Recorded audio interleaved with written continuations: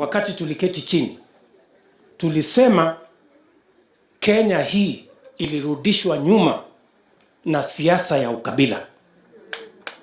Huyu ni wa kabila hii, ule ni wa kabila ile, ikatuletea mgawanyiko, ikatuletea kisirani, ikalete shida.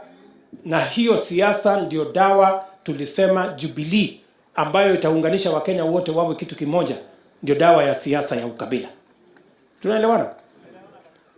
Na tukiwa Nairobi hii vile vile, lazima nyinyi mtupatie sura mzuri kwamba jamii zote ambazo ziko Nairobi tuungane, kila jamii ipate nafasi, tukubaliane, ndio tutembee kama nyumba moja ya Jubilee ya Wakenya wote.